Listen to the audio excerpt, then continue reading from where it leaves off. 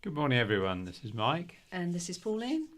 and we're starting off our readings this morning with the Society News. Society News, 1st of September 2017. On Tuesday, there'll be a coffee morning held in support of the Society on Tuesday the 5th of September. The coffee morning will be held at the post office in Knighton, starting at 10:15 until 12 noon. The Dolphin Swim Group will meet at the Waterside Pool in Ryde on Tuesday the 5th of September. Swimming starts at 8 p.m. and the group has sole use of the pool for this session. Lifeguards are present while the group are swimming. If you wish to join, please call the Society first to advise us of your level of swimming ability. Wednesday. The Society Coffee Morning will be held this coming Wednesday, the 6th of September. Come and join us for a cup of coffee and a chat. Why not bring a friend along, as well as the coffee mornings are open to all. The Society Coffee Morning will be joined by the Macular Degeneration Group for their monthly meeting. Thursday, the Knitters and Natterers will be meeting at Millbrook House this Thursday, 7th of September, from 10:30am until 2pm. There is help for knitting of all levels, coffee and chat, and readers who will entertain you in the afternoon. Please note transfer may be available to some of the groups, but please call the Society first on 522205. Any other news? Blind and partially sighted people often need extra help to understand their tax obligations and claim their entitlements. The Royal National Institute for the Blind, hereforth referred to as RNIB, regularly speak to people who are not claiming their tax entitlements, so they've sent them information to remind about the help available to ensure people do not miss out. The RNIB has a team of friendly advisors with a direct line to specialist teams in Her Majesty's Revenue and Customs, HMRC, to ensure customers with sight loss get help and advice with issues related to income tax, tax credits, VAT relief and other HMRC issues. RNIB can check if you are eligible for extra tax allowances that can reduce your tax bill or be transferred to reduce your spouse's income tax, and they can help you to claim these easily over the phone. For example, the blind person's allowance and the marriage allowance. These extra tax allowances are not paid automatically, so make sure you claim them to ensure you're not being overtaxed. Perhaps you need help with completing a tax form or to register as self-employed. You may want to find out if you're eligible for tax credits, inform HMRC about a change in your circumstances, check your tax code or get correspondence from HMRC in an alternative format. Whatever your tax inquiry, RNIB's tax team can assist you. They help thousands of blind and partially sighted people every year to get their tax right. It is a completely free and confidential service. So you can phone RNIB on 0345 330 4897. They're ready to take your call Monday to Friday, 8:45am to 5pm. Or you can email on tax@rnib.org.uk. And now we have the scaffolding news. We start in the Bay Area with current scaffolds there. Lloyds Bank, Regent Street, Shanklin. Scaffolding is due up from the 18th of September at the Carlton Hotel Esplanade at Sandown. Cowes area. The current scaffolds there, a development site in Castle Street, East Cowes, Royal British Legion, 85 High Street, Cowes, Jam & Sons, Thetis Road, Cowes, 5 Mill Hill Road, Cowes, Watson Bull and Porter, 8 Fairy Road, Cowes, Energy Centre, Castle Street, East Cowes, Amory House, 4 to 6 Terminus Road, Cowes, Prospect Cottage, Castle Road, Cowes. Current hoardings are 272 to 283 Arctic Road, Cowes, and 93 High Street. Scaffolding is due up on the 11th of September at 4 Alfred Street, East Cowes, the 12th of September at 27 Cross Street, Cowes, and imminently at Moira House, Sun Hill, Cowes, with the exact dates to be confirmed. In the Newport area, the current scaffolds are Nippert Court, West Street, Newport, 2 Chapel Street, Newport, 38 Key Street, Newport, 10 to 12 Lugley Street, Newport, and 47 Key Street, Newport.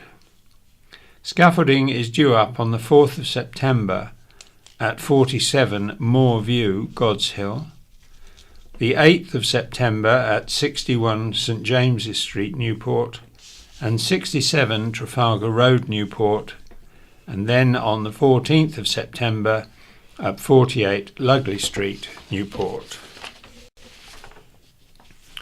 The Ryde area current scaffolds are St Mary's Church, Ryde, along St Mary's Passage, Oasis Dental Care, 9 Melville Street, Ryde, Saltmead Cottage, Blewett Avenue, Seaview, 77 George Street, Ryde. Scaffolding is due up on the 4th of September at So and So, 30 to 31A Union Street, Ryde, and also Sea Hill House, Pier Road, Seaview. The 6th of September at the British Heart Foundation, 19 High Street, Ryde, and the 11th of September at the Old Bakery, Bullring, Brading.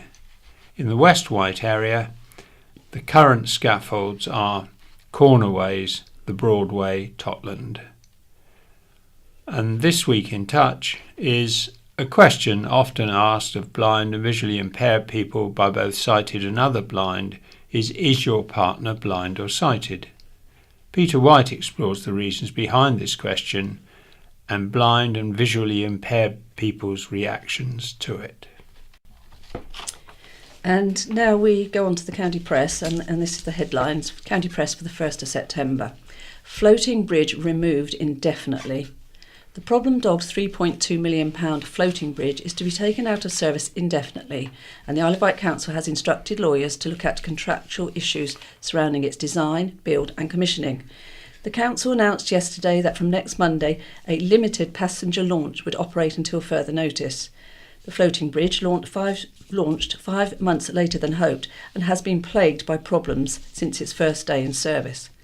Council leader Councillor Dave Stewart said, "It is quite clear to me the floating bridge is not working as it should be. It is simply not acceptable the vessel still cannot operate at all states of the tide. This makes timetabling near an impossibility. Therefore, in discussion with officers and the Cabinet, I've taken the difficult decision to remove the floating bridge from service until such time as the issues have been satisfactorily resolved.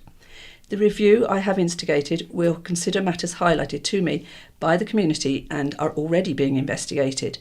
More than £3 million of public money has been spent through the local enterprise partnership, and expectations have not yet been met. We need to get it put right.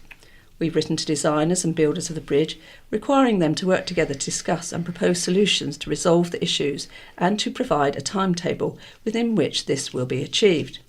The passenger launch will only operate for a few hours each day, and on Sunday there will be no crossings between 10 a.m. and 5 p.m.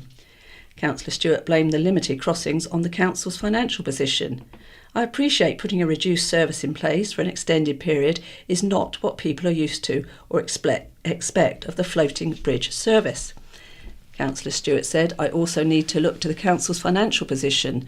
Isle of Wight taxpayers cannot continue to subsidise a more extensive service without some certainty of recovering these costs in the future. East Cowes Mayor, Councillor Peter Lloyd, said, I can't believe this is happening again. This has gone beyond a joke. I really am frustrated and I'd like to know what is going on because it has been so unreliable. Isle of Wight East Cowes Councillor Carl Love said, while I accept the reasons why they have taken it out of service, the launch service they have left us with is entirely unsatisfactory. What about our nighttime economy? This is just not acceptable. They say they're going to get on top of things, but it's taken them 5 months to get to this point. No one consulted me about this huge decision, which has massive implications for the town. I've been totally caught out by the news, and this has been a complete miscommunication on behalf of the council. An East Cowes business owner told the County Press, the floating bridge has affected trade terribly and something needs to be done because people have no confidence in it anymore. We need the old bridge back. The fact is, if they hadn't made the new bridge bigger, we wouldn't be having these problems. The council was wrong by making it so much bigger and by not listening. And now the passenger times for the launch from Monday until further notice are Monday to Thursday, 5 a.m. to 10 a.m. and 1 p.m. to 7 p.m. and Friday, 5 a.m. to 10 a.m. and 1 p.m. and 11:30 p.m. Saturday, 5 a.m. to 10 a.m. and 5 p.m. and 11:30 p.m. Sunday, 6:40 a.m. to 10 a.m. and 5 p.m. to 10 p.m.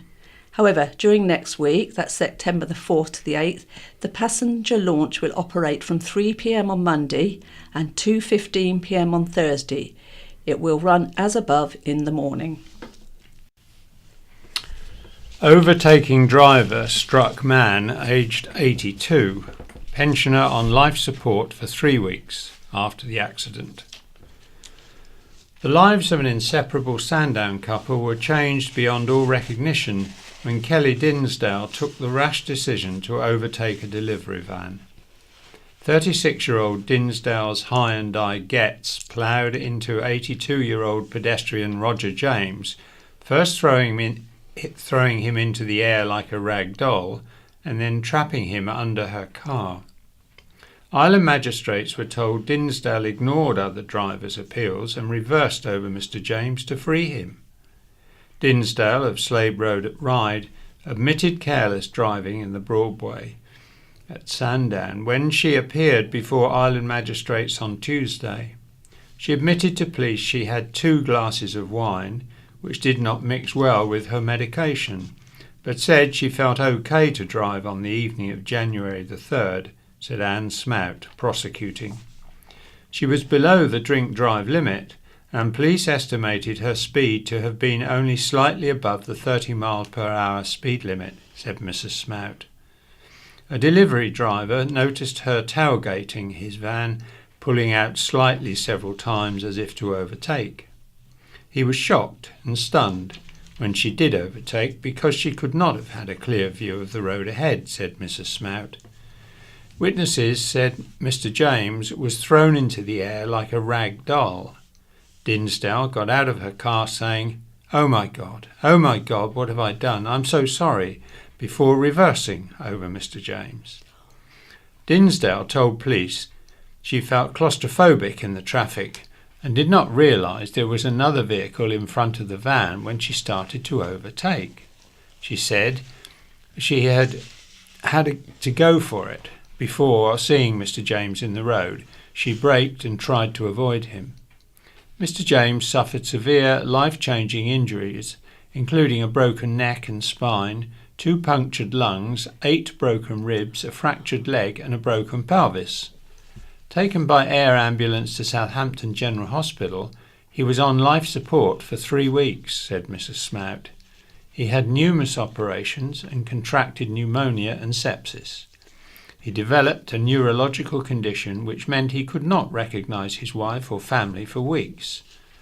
Representing Dinsdale, Barry Arnott said his client had been unable to work since her lapse of judgment and had not driven since. She was in the care of her GP. She offered her sincere apologies to Mr. James and his family for the result of her last-minute decision to clear her head by driving that particular route. She, like the couple, was broken by the accident. Dinsdale was banned for 18 months, fined £120 and told to pay £85 costs and a £30 surcharge. Grenfell families enjoy break on Island. Survivors of the Grenfell Tower fire enjoyed a special visit to the Isle of Wight. 2 coaches of families arrived last week to take in the scenery and spend quality time together. The trip was organised by Midday, a charity based in North Kensington, which has provided help to the Grenfell community since the disaster. Idil Deek, a Grenfell resident who helped coordinate the trip, said, "Since the Tower fire, we have been doing family-focused activities, therapeutic sessions at centres across the borough, day trips, and now we brought 2 coaches of Grenfell-affected families to the Isle of Wight to have 4 nights away from the area and to give the children space to play, laugh and be normal children. The charity has been on the ground from the night of the fire, providing assistance, support, guidance and advocacy to families and children directly affected, as well as all the surrounding community, as everyone, both young and old, are very traumatised by what they have witnessed and continue to see in the neighbourhood." Imprisonment for a man caught at burglary. A householder awoken by loud noises in the early hours of the morning was confronted by 3 burglars, a Crown Court heard. Prolific offender Christopher Edward Brock of Fort Street, Sandown, admitted the break-in at the property in Amped Hill Road in Ryde on March the 16th. During the break-in, the occupier was awoken by loud noises and initially assumed it was his lodger. As he went downstairs to ask him to keep the noise down, he was confronted by 3 men, one of which was 42-year-old Brock, said Elizabeth Bussey Jones, prosecuting at the Isle of Wight Crown Court. While the other 2 fled the scene, Brock, whose stolen iPod and headphones was detained by the police. Brock also admitted 2 counts of handling stolen goods, a bank card and a driving licence from a car, and an iPad and a set of keys from a house on February the 27th. The offences came to light after a stolen Nissan Micra he was a passenger in was stopped by the police on Brading Road at Ryde. Brock, who admitted taking the vehicle without the owner's consent, also pleaded guilty to driving without insurance and a valid licence. By committing the offences, the father of one flouted the terms of 2 court orders, a suspended sentence order for harassment of a former partner, and a 12-month conditional discharge for causing criminal damage to a car with a crowbar. Brock, with an extensive criminal record that includes offences of burglaries, thefts and violence, was jailed for 29 months with a 12-month driving ban. Representing Brock, Tim Compton said all the stolen items had been recovered and returned to respective owners. During the burglary, his client had caused limited damage to the property and minimal disturbance to the occupiers.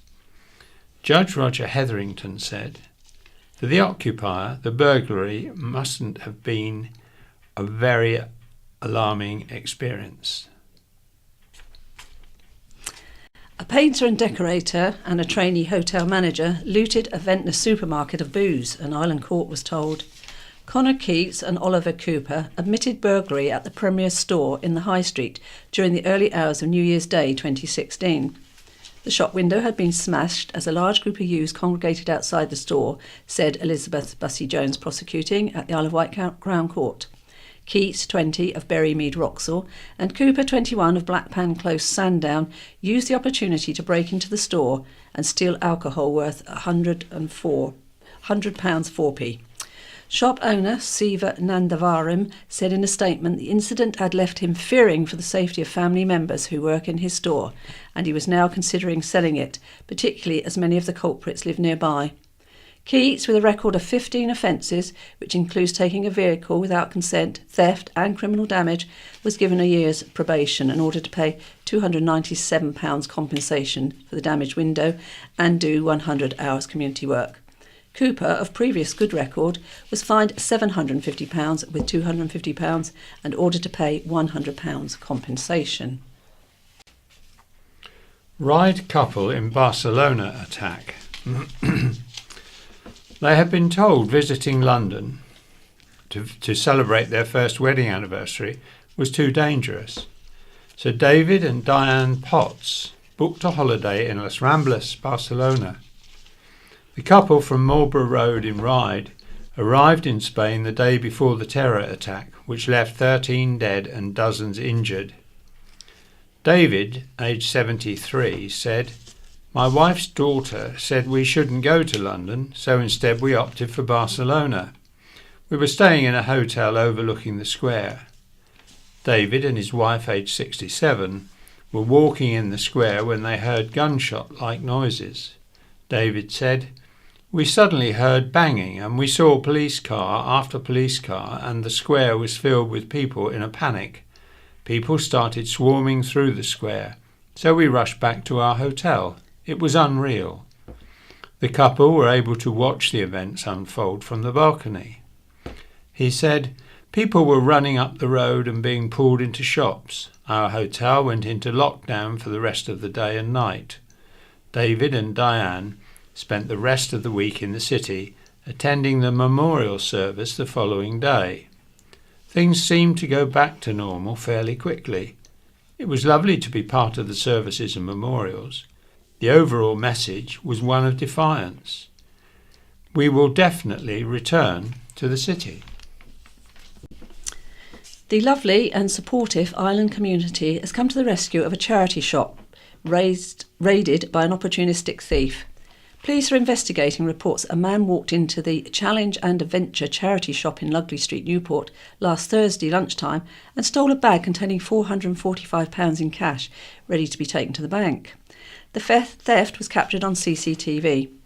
People quickly rallied round to support the charity, which runs outdoor activities for challenging and disadvantaged young people to raise their confidence and aspirations.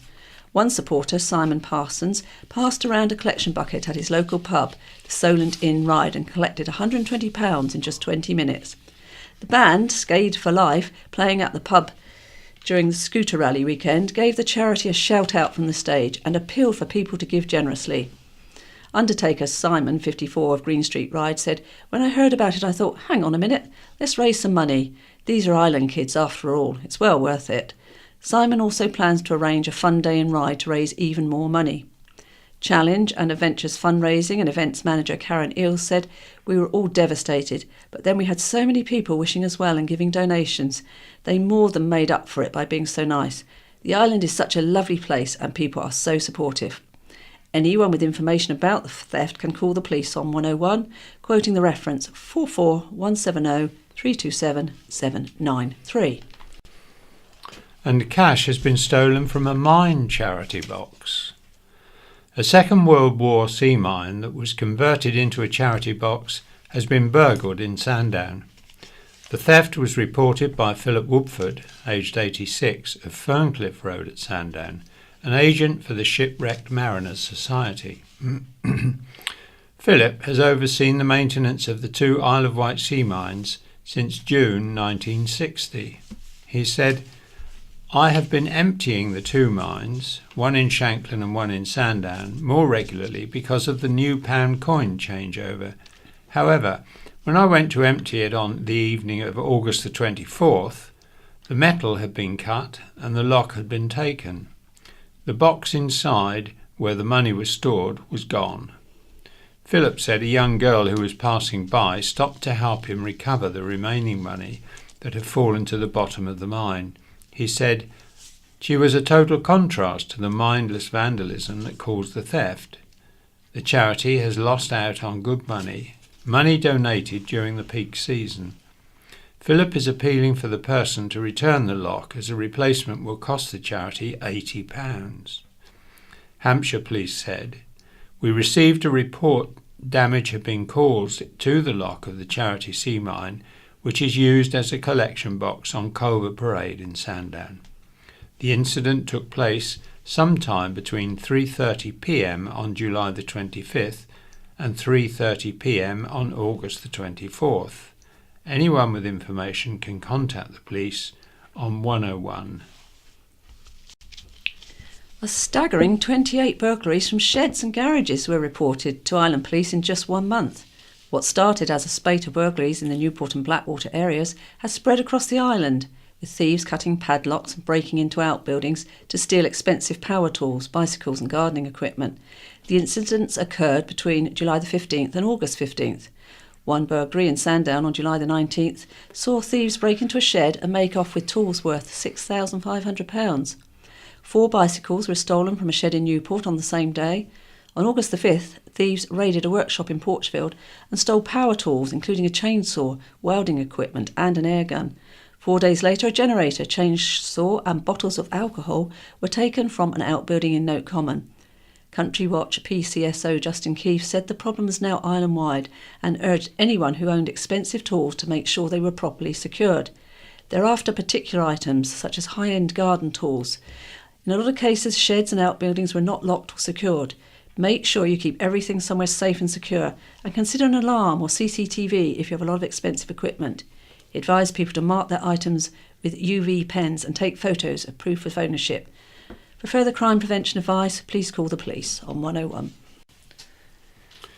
Pair are cleared of taser attack and kidnap attempt.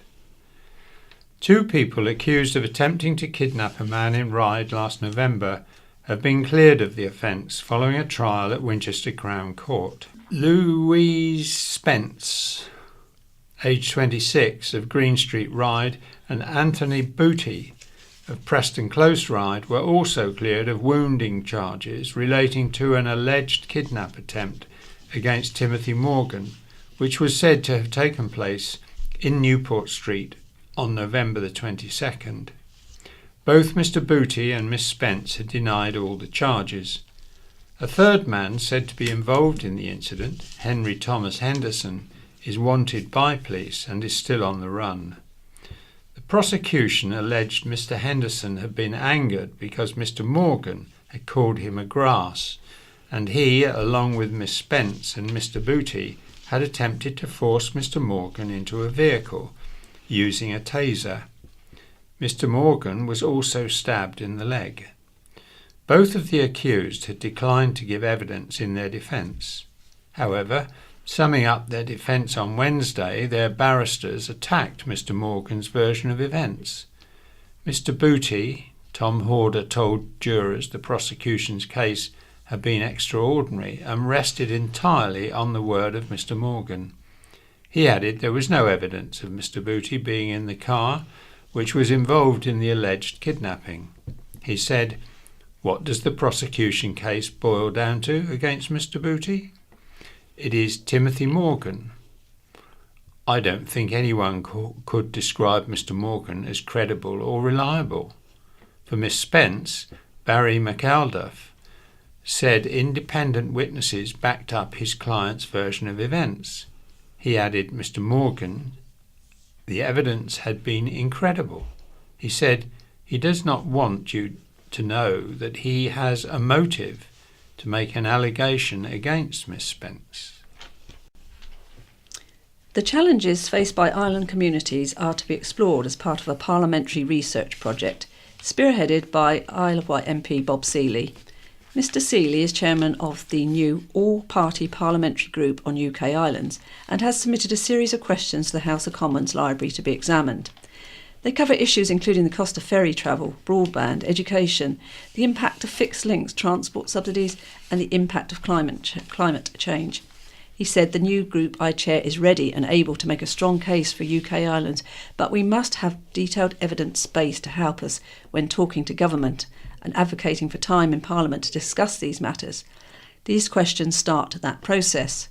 Although the information will be useful for all MPs representing island communities in the UK, I am particularly focused on the specific challenges facing the Isle of Wight. I look forward to receiving the answers so our group can use the evidence to enable government to listen to UK islands and the Isle of Wight particularly. Tobias makes rare discovery. 6-year-old Tobias Wilson has discovered a tooth from a rare fish which lived about 110 million years ago. The tooth of a chimera, which is a rabbit fish, was found by Tobias from Yarmouth while with Bryston Primary School on a fossil walk at Yaverland, led by Dinosaur Isle. The fossil was recognised as being unusual and was brought back to the museum where curator Dr. Martin Munt confirmed the find as a rabbitfish tooth. Tobias was happy to loan the tooth to Dinosaur Isle to be part of its renewed displays. He said, "When I knew I was going to Dinosaur Isle, I was so excited, I nearly burst with excitement. When I got there, I was as happy as ever, and first we went to the beach. When I got to the beach, I thought it was lovely, and then I found the rabbitfish tooth. I thought it was a black rock, but then I saw the tooth and gave it to Alex from the museum. He told me it was special, and I was the first person on the island to find one. I was very excited." Rabbitfish are an unusual group of fish most closely related to sharks and have a cartilaginous skeleton, making them rarer in fossil record than bony fish. The tooth, dating back to the early Cretaceous period, approximately 110 million years ago, is a very rare discovery on the island. Dr. Munt said, "This is an amazing find by Tobias, and I hope this will spark a lifetime of interest for him. We are very honoured that he has loaned it to Dinosaur Isle to display, so that others may enjoy it too." Special day as Olive reaches 100. The secret of a long life is the determination to live, according to 100-year-old Olive Hedgeley. Olive celebrated her milestone birthday at Solent Grange Nursing Home, Wootton, with a party with her family and friends. They flew in from across the world for the occasion, her two sons Brian and Colin coming from Australia and Suffolk respectively. Olive and her sister Ruby were the children of Olive and Stanley Jones and grew up in Whiteleaf, Surrey, although she never met her father as he died at the end of the First World War. The sisters were sent to live with aunts when their mother had to go into service in order to make ends meet, so they grew up separately. When she was 15, Olive began working in a spectacle factory where she met her husband Richard. She continued working there during the war while Richard was in the forces. They married in 1943 when he was home on leave and had 3 children, Colin in 44, Brian in 47 and Jill in 1949. The couple lived in North London where Richard worked at the spectacle factory and Olive brought up the children. In 1981 they followed daughter Jill when she moved to the Isle of Wight, living in Nodgham Lane, Carisbrooke. Richard died of cancer in 1985 and Olive moved to Newport in 1988. Olive continued to live independently until a fall meant she had to move to Solent Grange. She's now grandmother to 2 and great-grandmother to 4. Woman made up allegations. Accusations of harassment and assault were false, jury decides. A Cowswoman made up stories about her cousin, claiming to police he had harassed her with Facebook messages, a court was told. Gemma Dale alleged her cousin had sneaked up behind her with an accomplice and put his hand across her face, smashed a window at her family home and set fire to a draft excluder at the house. Dale, aged 23, of Stevenson Road, had denied a charge of perverting the course of justice when she appeared for trial at the Isle of Wight Crown Court last week, but was found guilty. Opening the case, Tony Bailey, prosecuting, told the court Dale made 9 statements to police accusing her cousin of harassing her and being abusive to her on Facebook, assaulting her, causing criminal damage at her home by breaking a window, and setting fire to a curtain. She made up the stories so her cousin would be arrested, added Mr. Bailey. Police interviewed the man on 3 separate occasions, but it transpired he had an alibi. Mr. Bailey said, "The Crown says Miss Dale made up each and every allegation that she makes." On the witness stand, Dale, of previous good character, denied she had made up any of the allegations. Sentencing was adjourned to Portsmouth Crown Court on October the 6th. Dale was granted unconditional bail. Fears for pedestrian safety at a busy junction in Newport have been highlighted by the owner of Star Signings. Dean Hodges, who runs the celebrity autograph shop in South Street, Newport, has witnessed 3 accidents outside his shop, one of which resulted in a death. Fresh concerns were raised last week when Dean witnessed a near miss between a bus and a pedestrian. Dean said, "The bus had to slam on its brakes and someone inside the bus fell over. As soon as I heard it, I thought someone else had been hit.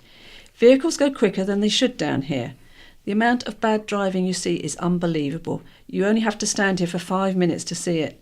But nobody seems interested. This is people's lives we're dealing with." Newport Parish Council is conducting a roads audit to look at the way people move around the town, and that particular junction in South Street has been flagged up as a problem area. Isle of Wight Councillor for Newport Central and champion of the 20s Plenty campaign on the island, Julie Jones-Evans said that junction is very busy with pedestrians and vehicles. The 20s Plenty campaign is key to all of this. There should be a 20-mile-per-hour speed limit in every town and village on the island, so drivers know if they're going through a built-up area, they slow down. 30 years ago, the campaign was around drink driving. We've got to a point now where drinking and driving is socially unacceptable. We need to get to that point with speeding. Concerns over homes proposal. Plans to build houses on greenfield land on the outskirts of Newport have been met with concern by councillors. Developers hope to build 10 houses on the site to the western end of Hogan Close off Horsebridge Hill. Although the site is on farmland, surrounded by high hedges, the council's tree and ecology officers have not raised any objections. But Newport Parish Council said it would be a piecemeal development. A more comprehensive approach should be taken to the site, addressing local housing, and residents have raised objections, including fears it would have a harmful effect on the rural character of the area, loss of trees, and an impact on wildlife. There was also a call for 50% of the houses to be designated affordable housing if the scheme did go ahead. A report due to go before the Isle of Wight Council Planning Committee on Tuesday said although the site was greenfield land, planning rules allowed for development if the proposal would enhance the area. Given the location of the site, it is considered the proposed development would comply with planning policy in terms of the location and delivery of new housing within the Medina Valley, and therefore the proposal can be supported in principle, the report states. It recommends conditional approval for outline planning permission. Travellers were left steaming by traction engines which took their places on Whitelink ferries. The ferry company apologised and said it was examining how to stop it happening again on its Yarmouth-Lymington link. The spokesman said, "We're sorry some vehicles were left off their booked sailings from Lymington on Tuesday. This was because the ferries on the 7:45am and 11am sailing had reached their legal weight limit. A total of 15 cars and vans were all carried on the next available services. The problem was caused by heavy steam engines being brought back on low loaders from the Great Dorset Steam Fair." One dissatisfied driver said, "There was a significant number of dissatisfied customers who had booked spaces. We were upset both at being left behind and the compensation offer of just a free drink." A Doctor Who sidekick comes to the Isle of Wight. Another Doctor Who star is due to head to the Isle of Wight for the first Island Comic Con. Pearl Mackay, who plays Doctor Who's companion Bill Potts, has been named as the latest star joining the bill on November the 4th and 5th at Northwood House. It will be her first ever official UK convention, and organisers said they were incredibly excited. Other stars set to appear include Paul McGann from Doctor Who, Hannah Sperritt, James Duval, Michelle Harrison, John Altman, Brian Wheeler and Steve Byers. A Salvation Army hostel volunteer was subjected to racial abuse and violence by a resident who threatened him with a razor and blasted him in the face with a fire extinguisher, a Crown Court heard. David Cotell, who was a resident of Fellowship House in Green Street, Ryde, was jailed for 14 months, suspended for 2 years. After the Isle of Wight Crown Court, he went berserk following a row with his girlfriend on July the 5th. The jobless 28-year-old of Spring Hill Ventnor, armed with a disposable razor adapted into a weapon, turned on a hostile volunteer, Chidanam Nzwazu, making threats to fight him outside and cut him up, together with racial insults, said Elizabeth Bussey-Jones, prosecuting. Cotell had also cut his own neck with the razor, which prompted staff to evacuate the hostel, the court heard. He reacted by blasting a fire extinguisher into Mr. Nazura's eyes, said Miss Bussey-Jones. When the police arrived, Cotell had climbed onto the roof of the building. Officers eventually persuaded him to come down and found cannabis and the weapon on him. Cotell, who admitted racially aggravated common assault and possession of the blade and cannabis, had a criminal record of 48 previous offences, which included assaults and possessing an offensive weapon. He also admitted causing criminal damage by smashing a window and entering a ground floor flat in George Street, Ryde on June the 1st. Representing Cotell, Bridget O'Hannigan said her client was remorseful but had mental health problems and a personality disorder for which he'd been wrongly diagnosed and given the wrong medication at the time the offences took place. Cotell was ordered to pay compensation of £200 and £100 to the flat owner with a £140 surcharge. Community remembers Keziah. The East Cowes community came together at a fun day in memory of Keziah Flux Edmonds. The event was held on Saturday to raise money for a memorial garden and play area for Keziah, who was murdered at her home in Cromwell Avenue by her father last June. Children's entertainment included a bouncy castle, ponies and performers from J. Miller's Circus. It raised more than £1,000 towards the garden, which mother, Nikki Flux Evans, described as a thank you gift to East Cowes. Speaking to the County Press on Saturday, Nikki said she had found the day difficult.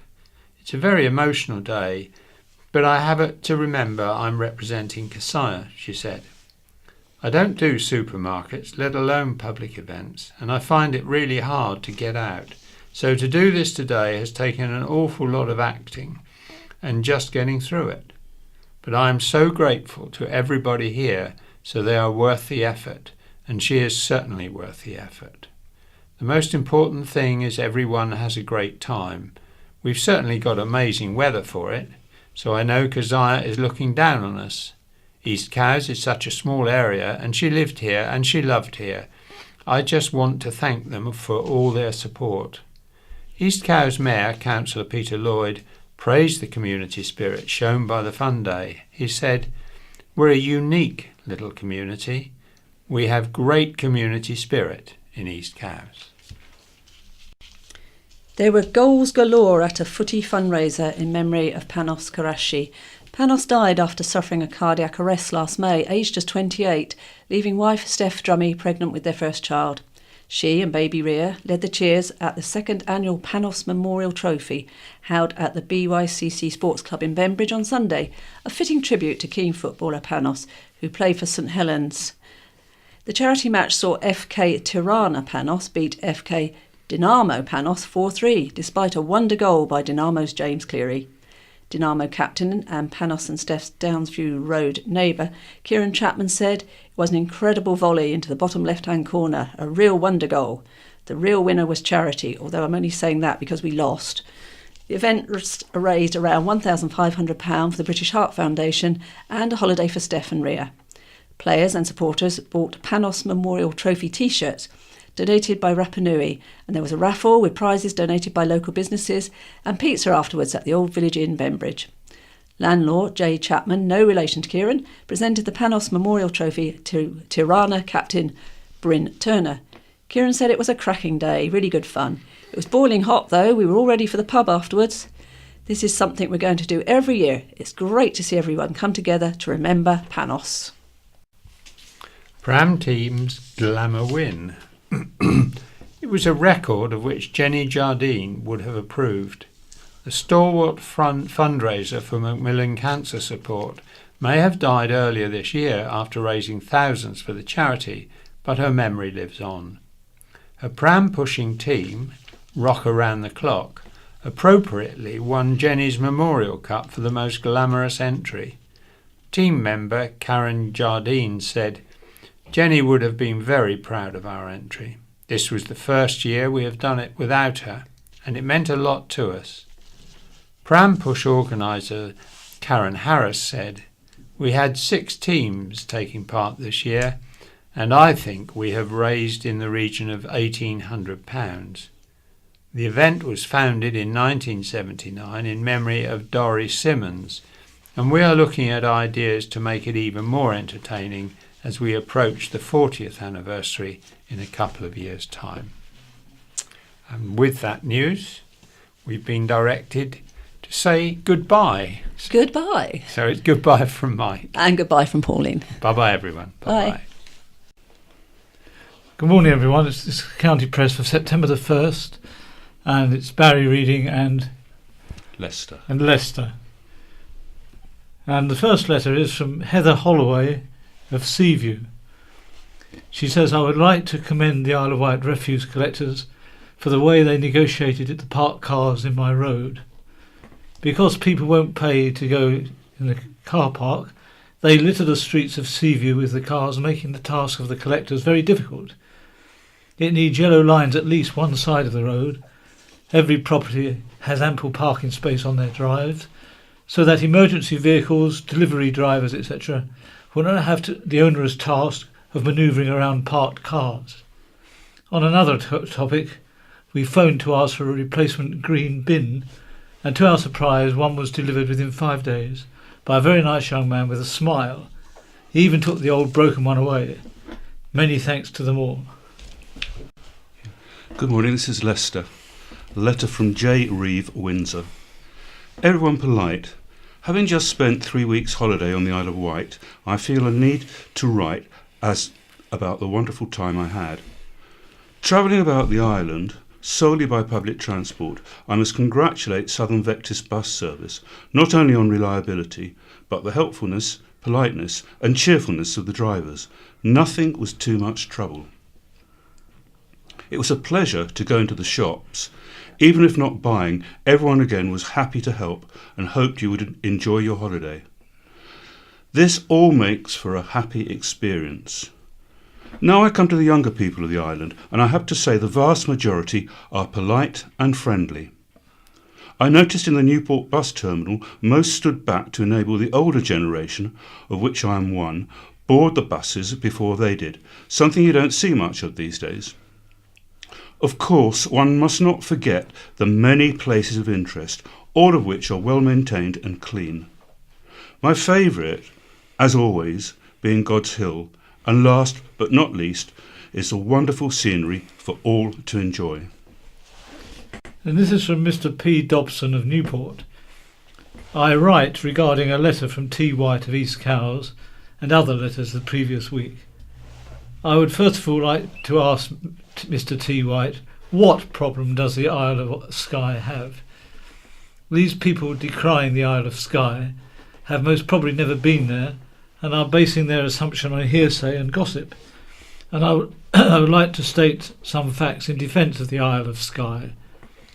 I have a holiday home there and spend a couple of months there every year, so I have first-hand experience of life there.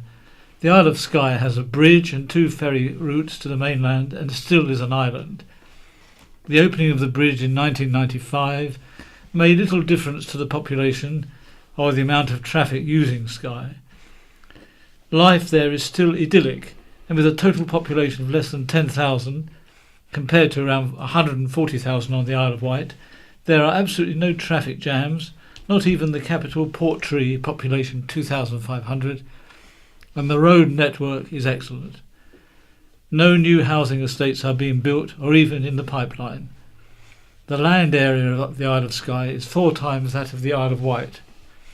Population per capita is 14 per square mile compared to 954 per square mile on the Isle of Wight. Unlike the Isle of Wight, driving on the Isle of Skye is a pleasure. In fact, there are only 3 sets of traffic lights on the Isle of Skye, and 2 of these are in Portree. They are just not needed. Population this year is at bursting point as far as holiday accommodation is concerned, but that is solely because Portree is hosting the Highland Games, and such an event would make an accommodation difficult to find in any other town. The problem is not with the Isle of Skye, but with the Isle of Wight and its all-year-round congestion. From David A. Thornton, Chief Executive Director of Marketing, Visit Isle of Wight Limited. Free fuel for tourism. Your next-door neighbour has just splashed out on a brand new shiny car. What's more, it comes with free petrol for a whole year. But if he never got around to putting any petrol in the tank, I guess you'd think he'd wasted his money. Hundreds of the white bid levy payers are running the risk of doing just that. They paid for their 2016-17 levy and, despite letters and phone calls, they haven't yet announced setting up their free page and listing on the Tourist Board's official tourism website. Consider the logic of this. Last year, the industry urged our marketing team to visit the Isle of Wight to increase the amount of digital marketing spend, which we have done. Now, more than 4,000 people a day visit the top-ranking consumer website looking for places to stay, eat, visit and play. So that was a good call. But not so good for those who invested in the scheme and didn't set up their web page. They've totally missed out on putting their products and services in the front of more than 2.4 million potential visitors in the past 12 months. Perhaps it's because they think it's rather complicated to do it. Well, it isn't. There's a very simple form to complete online, and the whole process starts from there. It doesn't matter whether you're an attractive restaurant, accommodation provider, or a cafe. You should be on the website in less than 72 hours after you complete the form. If you do this today, more than 20,000 potential customers will have the opportunity to view your details by this time next week. Step 1. Go to www.visitwhitepro.com. Step 2. Click on the DMS Record Setup in Essential Links in the right-hand column. Step 3.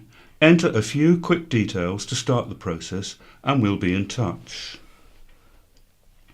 Those that don't take up the benefit of featuring on the site use the tourists and journalists, bloggers and overseas visitors are not making the most of the opportunities they paid for. At the end of the day, it was the tourism industry on the island that demanded more digital marketing and less reliance on old-style media, and rightly so. Nevertheless, those which have paid their levy but haven't put any fuel in their tourism tank can hardly be in a credible position to judge if the road ahead will take them where they need to go. And here we have the letter of the week from Ricky Monode of Brading, headed "Why the Island is Simply Wonderful." Having lived on the island for the past decade, I am delighted to share with readers that it's been the best 10 years of my life. I can also confirm to everyone that in many ways the mainland is the same, regardless of it being London, the New Forest or the Peak District. Almost everyone is in a rush and rude over there. Ignore the positive spin you may have heard. For example, while waiting to catch the number 70 bus in London, I was barged by a woman obliviously chatting into her snazzy-looking mobile phone and received no apology despite eyeballing her furiously for the next 30 seconds. It seems she wasn't brought up to have any manners. Can you picture this happening on the Isle of Wight? People might say I am blinkered. Not possible. This is a pro-island stance. I always get on well with fellow seasoned islanders. And I asked very calmly if they'd ever visited Black Gang Chine. Have they ever sat at the top of Brading Downs with a picnic, chomped delicious corn on the cob while enjoying a dog show at the Garlic Festival? I'm planning to begin a family fairly soon, and I wouldn't bring them up anywhere else because, as a former overner, I can confirm the mainland is scary and the island is far safer. I can actually sleep here with my door wide open and not expect to have my goods stolen. I haven't really been abroad other than a school trip to Brittany as a youngster. Can't see the point when you have everything you need on the island. I understand the need for a ferry service, but in my opinion I'd happily see the outward ones reduced to perhaps 2 per day to promote our lovely island and stop pushing people away. It's time some of the residents who nitpick and find issues with everything focused on the brimming over qualities of wanderlust they take for granted. If they can't do that, then maybe it's time to board the ferry and follow their hearts to the mainland. Looking back, 100 years ago, September the 1st, 1917, a gale and rainstorm wreaked havoc over the island, with many roads being blocked by fallen trees. In freshwater, telephone wires were blown down across the marshes, and at Colwell Bay, almost all the bathing machines were destroyed. Sandown was one of the worst areas affected, and the Baptist Church in St John's Road suffered serious damage. Many roof tiles were loosened, and some broke away, causing rain to seep through into the church and organ. Islanders watched in horror as a balloon with an anchor attached flew over the south and east Wight, leaving a trail of destruction. It flew over Bembridge and was caught up in the tail end of the storm, which hit the island hours later. At Froglands Farm, Carisbrook, the trailing portion of the balloon caught the iron framework of the water wheel, pulling it over. At Seaview, the balloon scattered a large herd of cows and it anchored damage to the roofs of the houses and tore up tennis court nets. It eventually made its way across the Solent to the mainland. And now 75 years ago, August the 29th, 1942, potato blight had affected many gardens on the island, and warnings were issued to growers about the effect it could have on crops. They were advised to keep a close watch on potatoes and were told if there were any signs of blight, holms should be cut down to ground level and burnt. A new horticultural cropping order came into force, curtailing the production of non-essential crops. The aim of the new rule was to halt the growing of non-essential crops so the island could be used for the production of more necessary foodstuffs. Less than a quarter of the pre-war space could be devoted to growing flowers. Other rules dealt with fruit trees, soft fruit bushes, mushrooms and asparagus. 50 years ago, September the 1st, 1967. The island was cut off from the mainland after a break in one of the main telephone cables. A salvage ship operating in the Solent damages nearly half a mile of the cable. The ship had been retrieving a disused power cable and mistook the phone cable for its target, dragged it aboard and began to pull it apart, causing extensive damage before realising the mistake. Holidaymakers brought an additional £17 million to the island economy in the previous year, according to figures from the National Parks Commission. The figures also showed the movement of retired people into the area brought development and recreational pressures by upsetting the age balance of the local population. And 25 years ago, August the 28th, 1992, as islanders embraced the rave culture of the early 90s, the authorities were clamping down. A 2-night rave was held in an empty Wroxall house after similar attempts were thwarted in Shanklin and Bembridge. A second rave was not so well attended because of the police roadblocks deterring potential revellers. And also the wreck of the Royal Racing cutter Britannia was discovered by a local fisherman. Though it was located some 5 miles off St Catherine's Point a year before, its discoverers kept the details of their find secret while they planned to raise the 121-foot vessel from the English Channel. The ship was scuttled months after the death of King George V in 1926 at his request and remained undetected for years. And finally, 10 years ago, August the 31st, 2007. The island's population was bulging in both senses of the word. Latest figures from the Office of National Statistics put the island's population at 140,000 from a previous figure of 130. On top of that, figures also showed that 50% of islanders were overweight. The NHS figures allowed 27,000 adults and 2,400 children were clinically obese, and that another 46,000 adults and 2,300 children were overweight. And we have a little picture of a wedding party, and this is also 10 years ago. The wedding party, firefighters and musicians took to the streets on the world's largest bike in aid of the Earl Mountbatten Hospice. More than 230 cyclists took part in the big bike ride on board the 24-seater bike, which was 43 feet long and weighed 2 tons. 10 rides took place throughout the day in Ryde, Haven Street and Sandown, raising a total of £10,000. At the front are the bride and groom, Paul and Maureen Phillips. Wight Memories, project to help preserve the memories of old Brading. Who could possibly forget Miss Hewson's sweet shop in Brading High Street?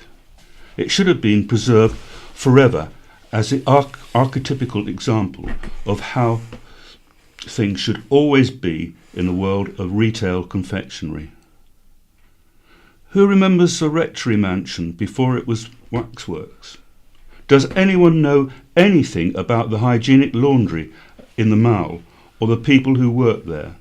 And what about the town's 2 breweries? Much of Brading's rich tapestry of memories has been preserved, but a lot needs to be uncovered before it is lost, and here a historical group has risen to the challenge. A group of volunteers in partnership with Brading Town Trust and the Town Council stepped up to the plate, both to preserve the archive assembled by the late local historian Molly Pusey and build upon it. While the town may have much tucked away, the group wants to share the historical wealth with a much wider audience. A Heritage Lottery Fund bid is being submitted for the creation of a Brading Community Archive website where people can not only access the past but enrich it by contributing images that might otherwise be lost. A local exhibition about Molly's archive and the heritage of Brading is planned, and a local heritage book too, featuring photographs, documents and oral histories about Brading families, buildings and businesses since the mid-19th century. The group is working with local groups, including the churches, primary school, youth club, WI and local businesses, and aims to collate resources, record features of past life in Brading, and inspire younger residents to learn about their own family history. We would love to hear from anyone who has historical photographs, documents or memories that they would be willing to share with present and future generations of the Brading community, said the group's Chris Ball. We'd welcome the opportunity to scan photographs, record memories or receive any information or stories about people who have been associated with Brading and their businesses, buildings or lifestyles. Rare picture of Key Bridge sort. And there's a picture here of Newport Town Quay Ornick swing bridge in 1961 where the mechanism can be seen. The warehouses are in C Street. Mick Watts was interested to read recently that moves were afoot to downgrade the Newport Quay Bridge to a non-opening structure. Mick from Redwood Close in Newport had never seen any pictures of the bridge opened or read anything about it and wanted to highlight the possible loss of part of our heritage. Local historian Brian Greening says photographs of the bridge in the open position are rare. In my younger days, he says, in the early 50s, the bridge was always swung around by a central 45-degree position at night to prevent traffic from crossing onto the quay. And the image taken in 1968 contributed to Brian clearly shows a rotary mechanism beneath the bridge and the warehouse in C Street. And now we have an anthology of island creativity by Amy Mackelden. The island is an incredibly creative place. From its busy music scene to its supportive venues and plethora of festivals, the Isle of Wight is a great location if you're an artist, performer, writer or musician. My day job as a writer means I spend a lot of time alone in front of a computer screen. But one thing that's got me out of the house this year is my work with the charity Independent Arts. Thanks to a grant from Wight Aid, the charity's group for young writers has continued for another year, moving from its previous home in Starbucks to the Quay Art Centre. I've been working with the Anon writers for almost 2 years, and they never fail to amaze me. The group, which is made up of island writers between 16 and 25, and one incredibly keen 14-year-old, has been preparing all summer for the launch of their second book. None of them could be construed as lazy, having spent their holiday writing stories, editing work and preparing the final draft of their manuscript. Plus, 2 members of the group designed the book cover. With only a couple of weeks until their book launch, which is being hosted by Strings in Newport, the writers are getting ready to perform their work for an audience and showcase the anthology they've spent so long putting together. They'll finally get to share with others the book that they've spent most of 2017 working towards. Young people are often dismissed as troublemakers or lazy, but this is definitely not the case for the Anon writers. In fact, their writing is often focused on current politics, world affairs. It's clear they're incredibly engaged with what's going on around them. Through their stories and poems, the Anon writers have explored Trump's impact on the world, their individual relationships with body image, their love of pop culture, and their hope for a better future. Using comedy, drama, and personal memoir, the young writers have written weekly, striving to create their best work and bravely sharing it with the group for feedback. The Anon writers are some of the most ambitious young people I've met, and they all live on the Isle of Wight. It's important to remember, through hard work, it's possible to achieve great things. Despite being busy with coursework, university applications and after-school activities, every member of the group managed to turn up and produce work, regardless of how busy the rest of their day had been. The new book by the Anon writers and an anthology, Volume 2, will be launched at Strings in Newport on Thursday, September the 21st. For more information, visit www.facebook.com/theanonwriters. And this is a column by Jonathan Young. Time for Solent delay repay, Bob. Anyone who has tried to get a train recently along the south coast going east, to Gatwick in particular, will have noticed something radically wrong with the railway service over there. It is to do with the Southern Railway industrial dispute about conductorless trains, and it's been going on for well over a year. Result? Spectacular unreliability for those of us with places to go, people to see. But here's the thing. When trains don't run on time, or don't run at all, you get your money back. Some of your money back, if it's a short delay, as little as 15 minutes. All of it if your journey is really screwed up. The scheme's called Delay Repay, and it's being rolled out across the rail network. The online claim system, a tad daunting at first. They don't want it scanned. They want scanned copies of your tickets, so don't chuck them away in disgust. But it can be quite lucrative. Search online for Delay Repay. Our new MP, Bob Seeley, gets about on the mainland quite a lot, so I dare say he's heard of Delay Repay. I do hope he remembers who's paying his expenses and makes sure he puts in a claim every time the wrecked trade unions hold him to ransom in this way. I also think Bob should take a close look at the way in which Delay Repay works, because let's remind ourselves, his number one priority, he told us when pinching our votes, was to set up Isle of Wight Bill, which will regulate the ferries. It at 8:30 p.m. on May the 25th at the CP Hustings event. So gobsmacked was I by the undertaking, I took a screenshot of the live coverage, but it melts away like snow in spring.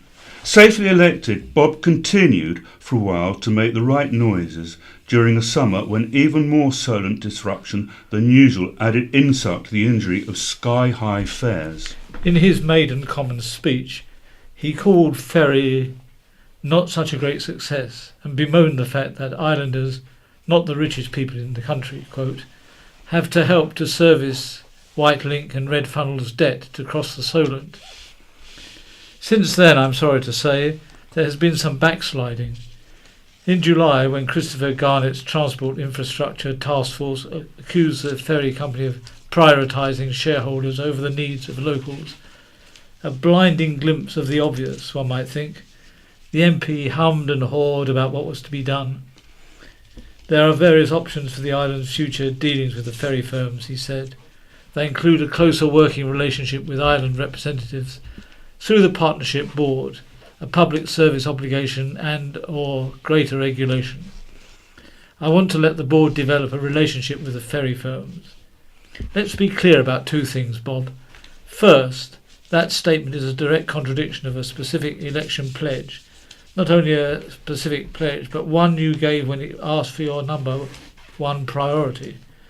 Second, the partnership board you refer to, full name Cross Solent Operators Partnership Board, is a recommendation in Mr Garnett's report. It has yet to be set up. Indeed, the Isle of Wight Council has yet to discuss setting it up. If and when it is set up and makes recommendations, one of the things I can say with some certainty it will not recommend is an Isle of Wight bill to re-regulate the ferries. The board won't do so because A, it's not within Mr Garnett's proposed terms of reference, B, the board would include ferry firms' representatives and turkeys don't vote for Christmas, and C, the setting up of parliamentary bills is the prerogative of members of Parliament. You're our MP, Bob. It's what you promised us you'll do, and you now need to get on with it and do it. Delay repay will be a useful part of the foundation on which to base such a bill, because it would hit the ferry operators hard in the pocket if they carry on as they are. Frankly, they've been having a laugh with us as far as performance is concerned. I hope Bob Seeley isn't tempted to do the same. I still have the screenshot. Chance to visit Roman Villa for free. Newport Roman Villa is throwing open its doors for free next week as part of a National Heritage Open Days celebrations across the country. It will join more than 5,000 other historic properties in the UK, opening free of charge in September. The event takes place on Saturday, September the 9th, from 11 a.m. to 3 p.m. In Cyprus Road, a short walk from Newport town centre, it is a fascinating site hidden in a residential area. It has a Roman garden, a museum display, as well as an activity room. Visitors can complete a picture hunt and help make a giant collage of the Roman farm. The site is only partially accessible to wheelchair users. The open day is organised by the Isle of Wight Council Heritage Service. For more information, contact museum at low.gov.uk. Call 823 433, visit www.iwight.com museums or call the villa on 529730. And we have two additional little letters here. One from George Mortimer of Ryde, Brian Greening's article in last week's Weekender. Newport Grammar School was, and the building still is, in Lower St James Street, not Node Hill. We never had girls, unfortunately, and I can't remember a magazine. I was there from 1943 to 1949. I think perhaps he is confusing it with the secondary school or Barton. And the other letter is from Mr V. Lewis of Carisbrook.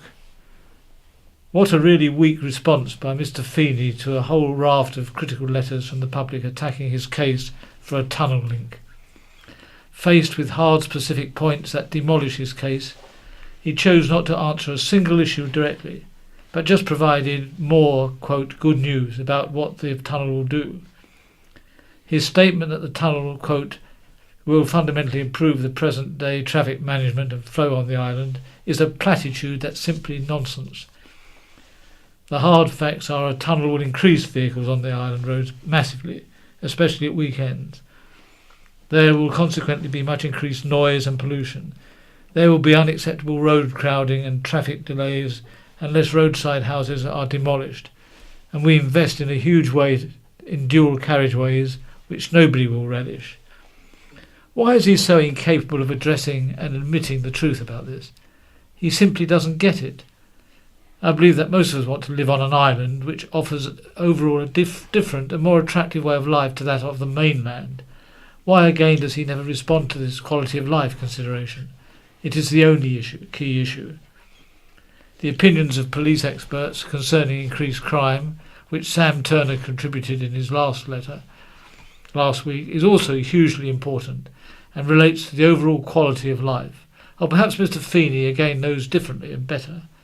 Incidentally, Mr. Feeney's mention of the Isle of Skye as backup to his argument is simply wrong. I visited that island in June, and there is just no worthwhile comparison. It is not only very much larger than the Isle of Wight, but has a much smaller population. The infrastructure for its roads is simply not there, with single-track roads covering much of the island. Things went mad there with a demand this year, simply because of a Sunday night TV programme raving about the place, causing massive demand from people like me. And there's a fun day coming up at Porchfield Cricket Club. The Cricket Club have its fun day on Saturday, September the 9th from 2 p.m. to 5 p.m.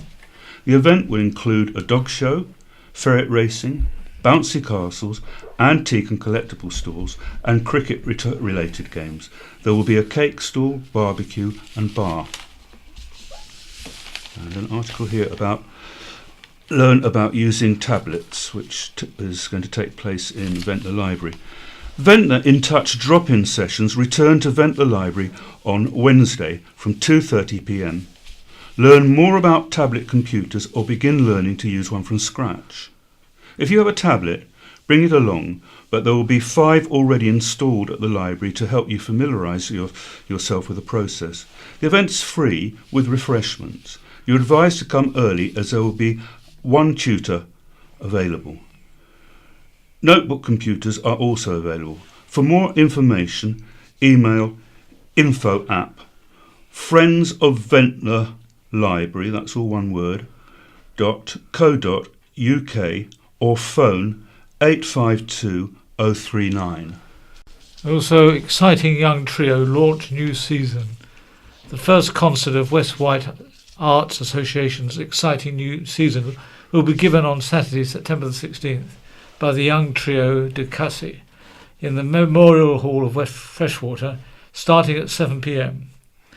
They will play works by the Russian composers Aryutyunian, Shostakovich and Khachaturian, Romanian folk dances and contrasts by Bartok, the history of the soldiers by Stravinsky, and 3 preludes by Gershwin. The concert promises to be sparky and entertaining. Tickets are available from Totland Parish Office on 756 028. And do you enjoy singing, it asks here? Melodic vocals? Then you'll simply love Simply Sing. A new fun and relaxed sing-along style class every Thursday starting 7th of September, 6:15 to 7:15, Newport. Only £5, age 16 upwards. Also, Melodic Choir are now open to new members from the 4th of September. Every Monday from 7 p.m. to 9 p.m. in Newport. And for further details about these, contact Kay on 079 56 149 091. Email Kay delacey@hotmail.co.uk or www.melodic-choir.co.uk. Also, the Isle of Wight Guild of Weavers, Spinners and Dyers, an exhibition and demonstrations of work and skills at St Thomas's Minster, Newport, Tuesday the 12th to Friday the 15th of September, 10 a.m. to 4 p.m. Saturday the 16th of September, 10 a.m. to 12:30 p.m. And also the After Eights play Ventnor. Instrumental ensemble The After Eights will feature in a concert to be held at St Albans the Martyr Church, Upper Ventnor, on Saturday, September the 9th. The concert will also include performances by organist Robert Stacey with soprano Becky Brittari. The event starts at 7:30 p.m. And there's a notice from the NHS. Notice of public board meeting. The next meeting in public of the Isle of Wight NHS Trust Board will take place as follows. It's on Wednesday, the 6th of September 2017, commencing at 9 a.m. in the conference room of the School of Health Sciences, South Hospital, St Mary's Hospital, Newport, Isle of Wight, and members of the public and press are welcome to attend. Questions for the board should be received by the Board Governance Office no later than 48 hours prior to the meeting by post or email to Board of Governance Office, 1st floor South Block, St Mary's Hospital, Newport, Isle of Wight, PO 305TG, and the telephone number for that is 01983 822 099 and the extension 5741. And there's some information on the return of the Waverley cruising around the Isle of Wight, sailing from Yarmouth Pier. Round the island, special fares for senior citizens. Friday, September the 8th, they leave 1:15 p.m, back at 5:45 p.m. And also Tuesday, September the 12th, Tuesday, September the 19th, round the island. September the 9th and the 16th, leave 1:10 p.m, back at 5:40 p.m. The fare of the cruise around the Isle of Wight is £37. And there are visits to Swanage and Lulworth Cave, Portsmouth Historical Dockyard, Swanage, a cruise around the Jurassic Coast to Lulworth Cove, cruise around the Needles Lighthouse, and again another Jurassic Coast, Weymouth, Sunday, September the 17th. Leave at 10:40 a.m, back at 8:10 p.m. Fares to visit Swanage is £35 and Weymouth is £47.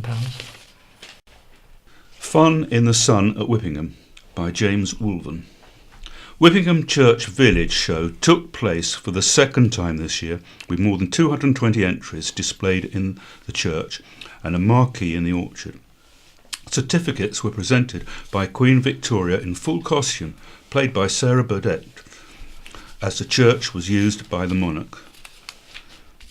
A spokesperson for the event said, "We were not put off by a day of torrential rain last year, and this year we had wall-to-wall sunshine. As well as the show, we had stalls which included cakes, tombola and white elephant, and our coffee shop was kept busy, allowing everyone to enjoy light refreshments in the beautiful surroundings. The event was enjoyed by many, and our thanks go out to everyone, the judges, stewards and all who took part in the event. Winners included Sarah Kite for most points, Paul Wise for best in the show with his trug of homegrown vegetables, and Ciara Williams for most points in the children's section." And a character reference from former BBC Crime Watch presenter Sue Cook was read out at an Isle of Wight Crown Court trial.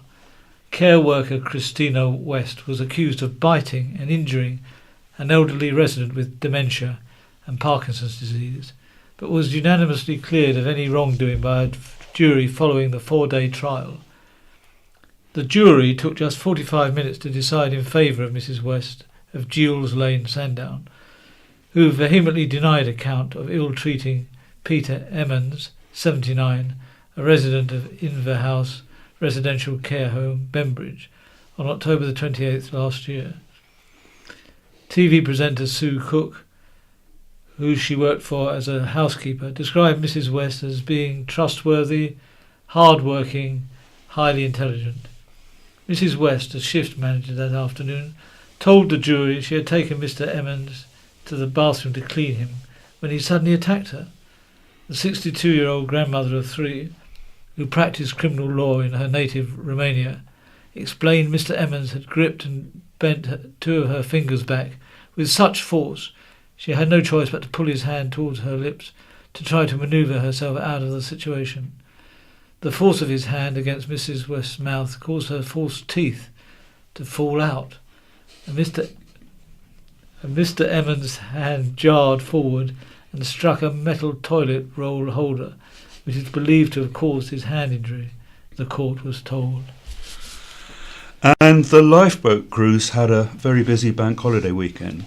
It was a busy bank holiday weekend for Bembridge RNLI, which was called out 5 times in 24 hours.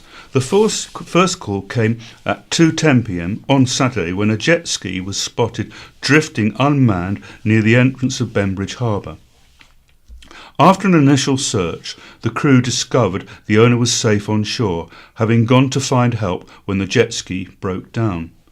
The crew were then sent to a yacht in Priory Bay, which had broken down, with 2 people on board. And the third call came at 6:45 p.m. to assist a fishing boat that had broken down with 2 people on board south of Ventnor. A second crew was launched at 7 p.m. on Saturday to assist the Coast Guard locate a person in the vicinity of Culver Cliff. Following an initial search, the person was located by emergency crews. And the fifth launch happened at 6:40 on Sunday after a small, abandoned inflatable dinghy was reported near St Helens Fort. And finally, a stray animals appeal. Troublesome sheep and cows have been straying onto roads, prompting a plea to owners to secure their livestock. Country Watch PCSO Justin Keefe said there had been a spate of incidents in which livestock had strayed onto private land and roads, particularly in the West Wight and Hale common areas.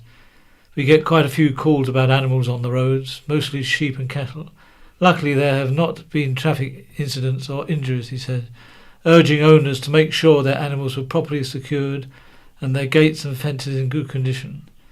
Livestock straying onto private farmland can damage crops and prevent those farmers from moving their own animals. Anyone who spots animals on the road or private land can call police on 101 or report the matter to the Isle of Wight Council's Trading Standards Department by calling 823 000. And now that's the end of the County Press for this week. This is goodbye from Barry, and I hope you all have a very nice weekend. And goodbye from Leicester. This is the BBC. This is In Touch, the magazine programme for people like me who are blind or partially sighted. I'm Peter White. Thanks for downloading this week's edition. If you're blind or a partially sighted person, either dating or in a relationship, this is a question you're going to be asked sooner or later. Almost certainly sooner. Is she/he, as they grope for the right word, like you? They don't mean are they 6 feet tall or ginger, they mean are they blind? That's if the question comes from someone fully sighted. Blind people ask it of each other as well. Although, funnily enough, they don't ask it of sighted people. The question is just framed differently. So, have you snared a sighted one then?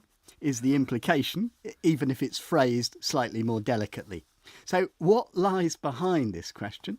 How do we react to it? And does it touch on more of our own insecurities than we might care to admit?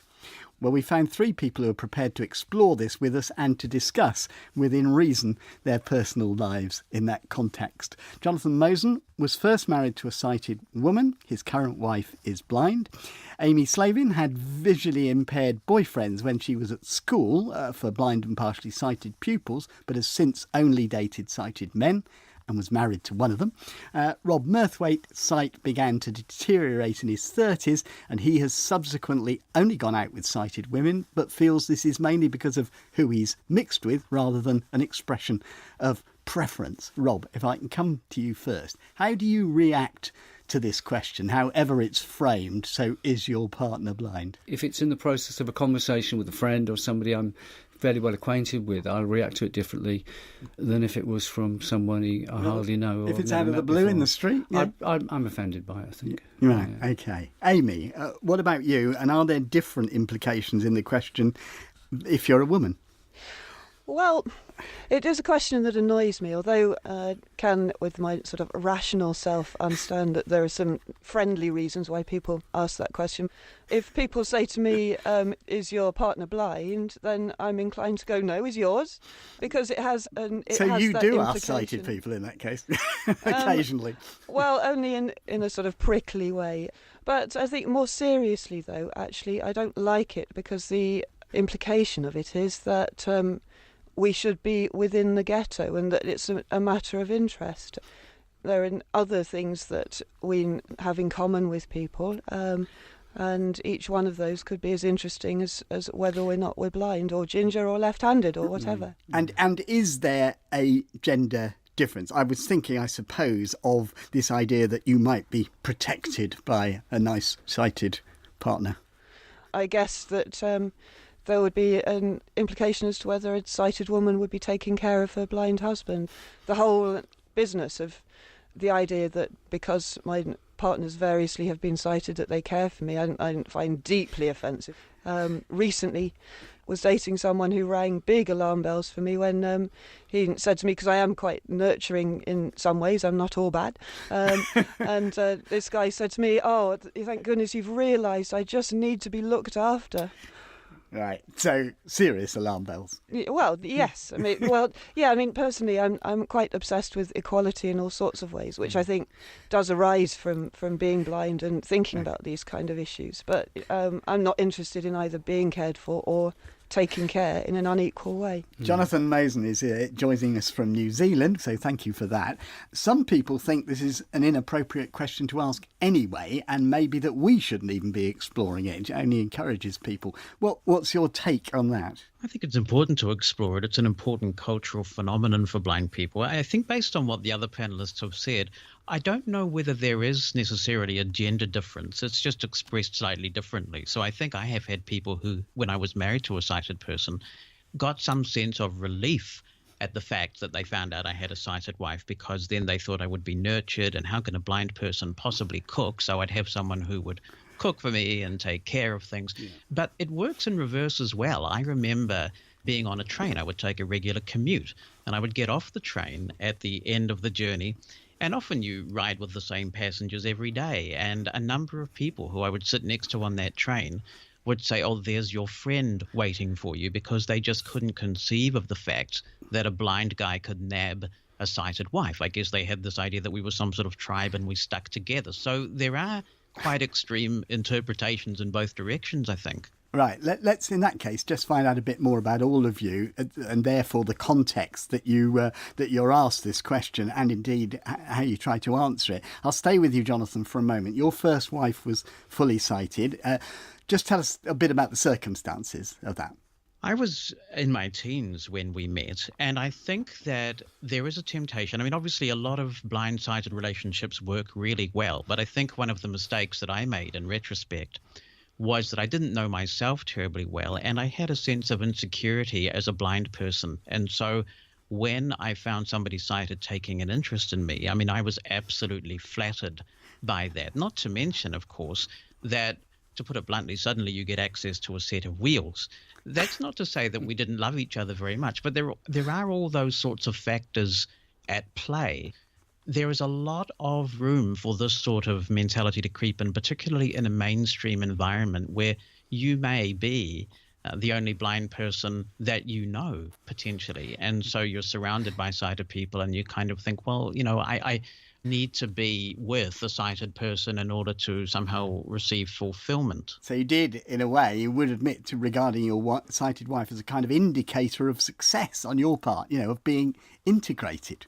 And other people did too, you see, because, I mean, other blind friends kind of thought, wow, that's pretty impressive. He's managed to find a sighted girlfriend/fiancée. You know, it was almost like a badge of honour. Amy, you initially went to a single-sex special school, which went co-ed while you were there. That's right. As a teenager, what sorts of relationships did you imagine yourself in? I'm not asking you to declare any fantasies. What I want to know is what kind of relationship... Not that kind of show. It's not that kind of show, no. It's too early. Well, I don't know what kind of relation... And I suppose at that age... I think I serially imagined being married to several different people, but all of them blanks. That's who I was mixing with, and vice versa. I mean, since I didn't make a choice to date only sighted men, but I haven't mixed with blind people since leaving school. Not through choice, but just through because I've chosen to do sort of odd things that blind people tend not to do. But I think the idea that to be with a blind person would indicate some particular measure of equality is also wrong. I don't agree with that, and I find myself that I have more fear of inequality in judgment with other blind people than I do with sighted people. because we each do blindness differently to a certain extent, and I would find it a little intimidating, I think, to be dating someone who might be saying, I don't use a smartphone yet, for example, which obviously makes me a pariah. I can hear sharp intakes of breath by blind people.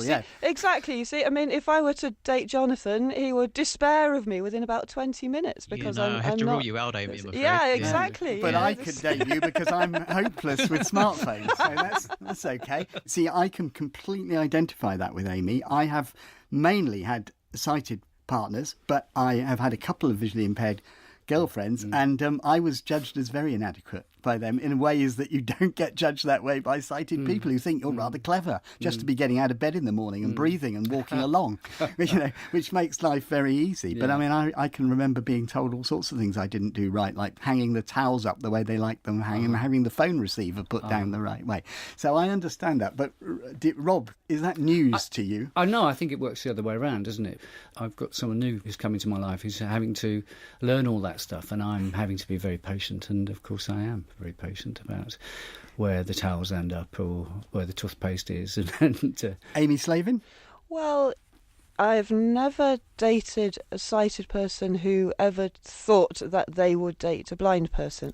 So to that extent, the sort of vibe is, you're going to have to tell me what to do here, which isn't particularly my inclination, but of course it's necessary. We need to explain that, it matters when you leave things strewn around the place and stuff. It's necessary to have a discussion about it, isn't it? It's not necessary to dictate. No, exactly. That's I mean, I think there is occasionally a fear expressed that where there's a relationship when one person is blind and the other isn't, that the blind person is in some way exploiting and taking advantage of the sighted person and enslaving them, and that's not okay, and that's not where I'm coming from at all. I think the point you made about the relationship of caring inside a relationship earlier on is an interesting one, because I think there is an assumption often that if you're dating or in a relationship with a non-visually impaired person, that they're doing all the caring and all the looking after. And in my experience, that is definitely not the case. Because one of the things you're coming across is how potential partners, friends and relatives might react to you. Yes, I think they're often very concerned about that. I mean, particularly relatives of non-VI partners have been very concerned. Does that mean you're going to have to look after him, and so on and so forth? But that's something that you just have to demonstrate that it isn't the case. Really. Yeah. It does mean your partner has to be someone who is quite sure of themselves and feels good with themselves. They have to not mind that is a part of it. But then being in a partnership with anybody is, I mean, there's always stuff to put up with and to learn and to adjust to, isn't there? That's being in a relationship. Yeah. Let me bring Jonathan back, because you now have a blind wife. How much was that a conscious choice? Look, it is different, I think. I mean, I have 4 children with my first wife, and we're still really good friends, and we parent them collectively, and it's fantastic. And my kids appreciate how well we get on. But there is a different dynamic. I think that there are certain things that blind people might be more inclined to be interested in, things like a love of radio or sound or that sort of thing. So there's a kind of I wouldn't perhaps go as far to say it's a cultural thing, but I do believe that there is a set of common interests that blind people often have.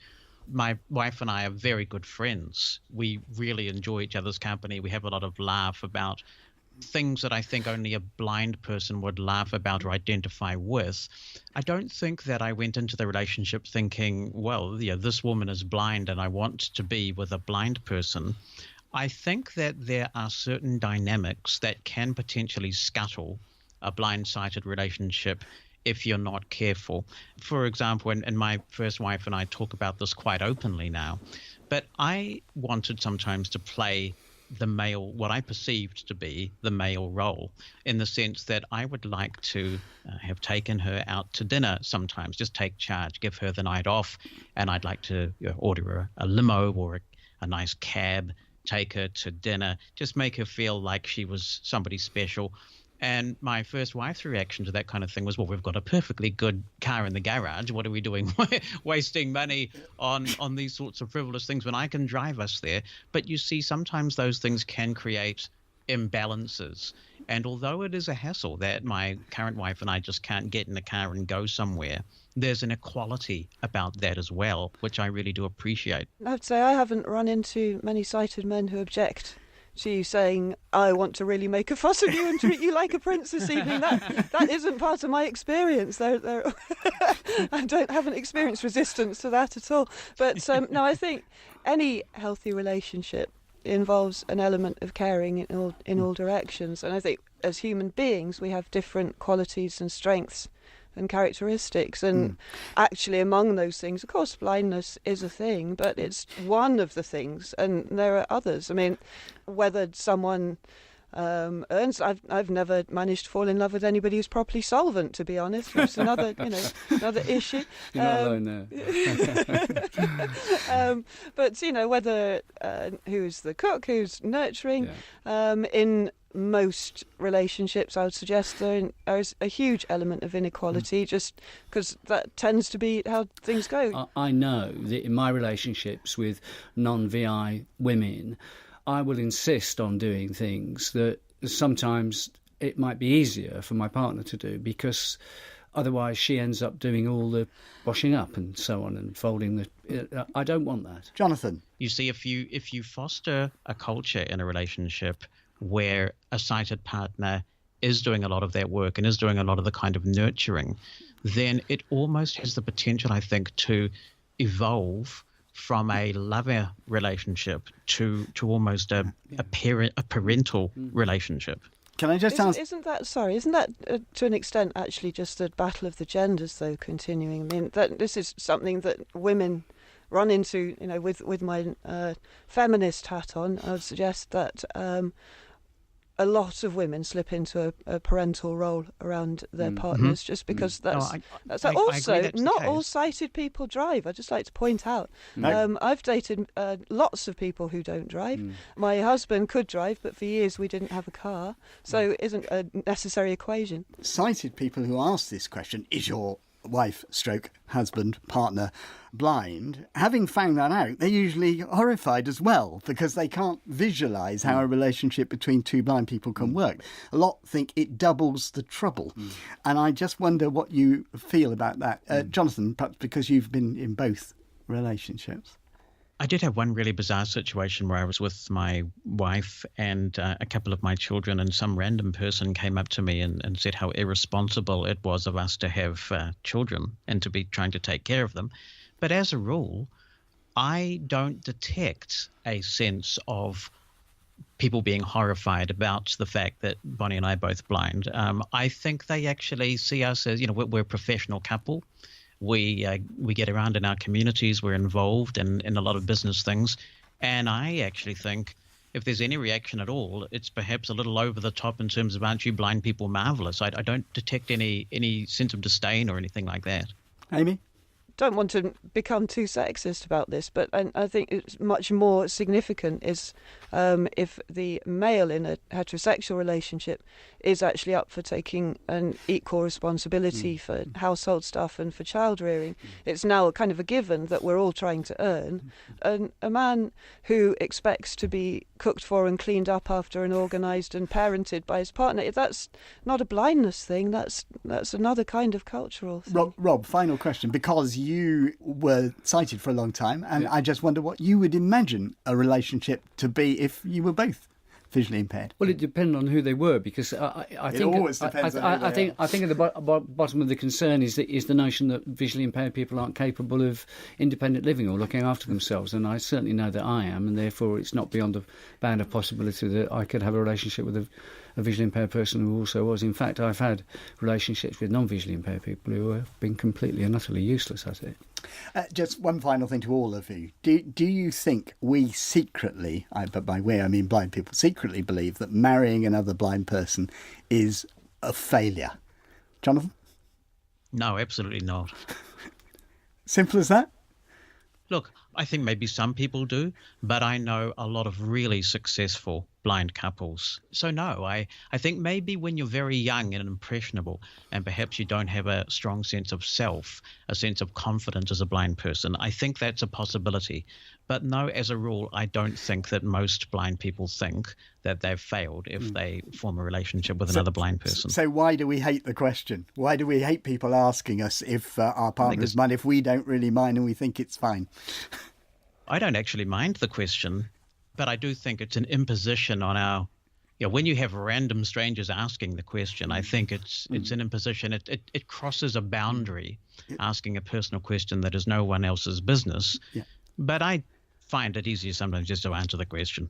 Amy, you've chosen not to date visually impaired people. Could there be an assumption there deeply in your psyche? No, well, and again, I haven't chosen not to. I just haven't run into them, and might conceivably date someone who's VI in the future. I don't know, but when you get your iPhone, Amy. But Rob, just very quickly, your reaction to this, then we must end. I think when I first lost my sight, I worried about that, in fact, whether I should or could have a relationship with a VI person. But that was a reflection about how I felt about myself, I think. I think 25, 30 years down the line, certainly not. No, okay. It's not a worry for me. We want to hear your reactions, your attitudes, and most of all, your stories. You can call our action line on 0800 044 044 for 24 hours after the programme. You can email intouch@bbc.co.uk or click on the Contact Us link from our website, www.bbc.co.uk/intouch, from where you can download and subscribe to the podcast. From me, Peter Wight, our guests, Rob Murthwaite, Amy Slavin and Jonathan Mosen, producer Lee Cumitat and the team. Goodbye. This is Chris. And this is Pauline. Reading out the questions for the client consultation survey. This is advanced information in order to give you more time to consider your responses. Client consultation. Established in 1895, the Isle of Wight Society for the Blind, IWSB, is one of the oldest independent charities on the Isle of Wight. We are inviting clients and prospective clients to have their say and identify their priorities in a consultation exercise that will help determine Isle of Wight Society for the Blind future plans and activities. Our continuing purpose is to provide practical, emotional and educational support for visually impaired people, their families and carers, and promote awareness of the needs of those affected by sight loss amongst the general public. We strive to help people maintain independence, learn new skills and participate in social, physical and educational activities to reduce loneliness and isolation. Currently, we organise weekly coffee mornings, educational talks and seminars, craft clubs, weekly swimming sessions, walking and golf, a visiting and befriending service, a weekly audio version of the Isle of Wight County Press, and a library of audio books. To help ensure the services we provide in the future meet the needs of our existing and potential clients, the Society will use the survey to guide and develop our strategic plans. With your help, we can ensure that our resources are targeted wisely to meet your needs. Thank you very much for participating in this survey. Your feedback is invaluable in guiding our future. Do you currently use any of the services supported by the Isle of Wight Society for the Blind? Your answer is either yes or no. If you answered no, please go to question 3. If you answered yes, please rate how positive each have on your well-being under the following. And the headings are not applicable, not at all, slightly positive, moderately positive, very positive, extremely positive. This is Strollers Walking Group, Dolphin Swimming Group, Millbrook House Weekly Coffee Morning, Bembridge Monthly Coffee Morning, Knighton Monthly Coffee Morning, Freshwater Monthly Coffee Morning, Owls Millbrook House, meeting with guest speaker, Knitters and Natterers Social Group at Millbrook House, Striders Walking Group, Talking News, Audio Library, Newsletter, Millbrook House Resource Room of Aids and Equipment for the Visually Impaired, Millbrook House Braille Document Production, Millbrook House as a point of contact for information for the visually impaired, Isle of Wight Society for the Blind Volunteer Home Visit Service, opportunities to volunteer for IWSB, the Golf Group, and the 10-pin bowling group. Please rate how positive an impact the following services might have on your well-being if IWSB were able to coordinate them for clients. As with our existing provision, the Society covers any general administrative, organisational costs and room use at Millbrook House. Categories are, and we'd like you to say not at all, or slightly positive, moderately positive, very positive, extremely positive. Age-appropriate exercise classes such as yoga. other sport or activity taster days. Support to participate in a sponsored challenge event, e.g. the Isle of Wight Cycle Challenge, walk, run, marathon, skydive, etc., to raise awareness and funds for the Society. Craft taster sessions. Monthly food and drink tasting group with sessions at Millbrook House. Monthly food and drink tasting group with sessions at other venues. Quarterly day trips to Isle of Wight heritage sites or tourist attractions. Quarterly day trips to the mainland heritage sites or tourist attractions. Holidays and short breaks organised by the Society, supported with the provision of sighted volunteers to assist with guiding, not care provision. Monthly music group to include singing, listening, an occasional concert or live performance visits. Quarterly storytelling or poetry recital group, your chance to spin a good yarn or share favourite poems. Social activities closer to your home. Introduction to technology course of perhaps 6 weekly sessions looking at computers, iPads, mobile phones and apps for the visually impaired. Monthly technology group to keep abreast of development in computers, iPads, mobile phones and apps for the visually impaired. Quarterly technology group to keep abreast of development in computers, iPads, mobile phones and apps for the visually impaired. Evening/weekend social group for 65+ year olds. Evening, weekend social group for 50 to 64-year-olds. Evening, weekend social group for 36 to 49-year-olds. Evening, weekend social group for 19 to 35-year-olds. Evening social activities for young people aged 16 to 18 years. Evening social club for 11 to 15-year-olds.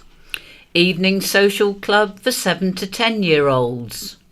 Quarterly evening social meeting at Millbrook House for parents, guardians, carers of young people with visual impairment, with separate activities arranged for any accompanying young people.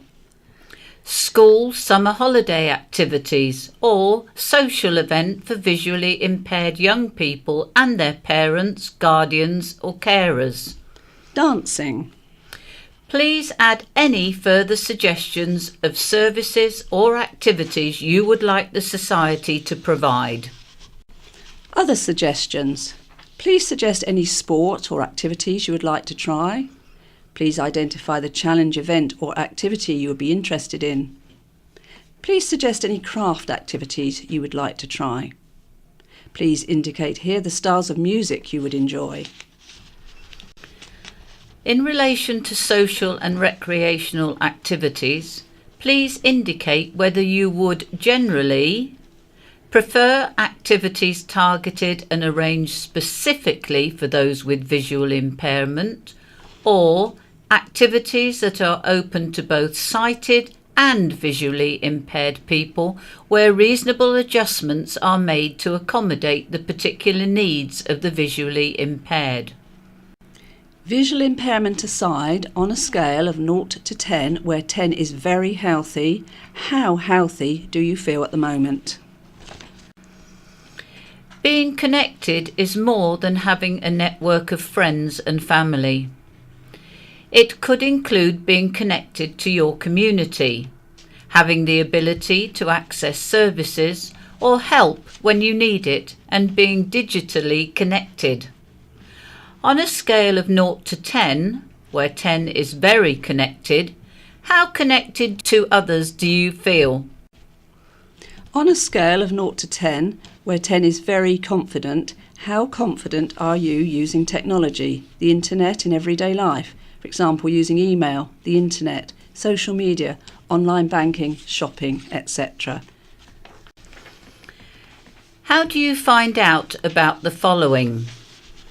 The headings are printed leaflets or posters, word of mouth, Isle of Wight Society for the Blind website, other internet, social media, radio, talking news, or other, and then please specify.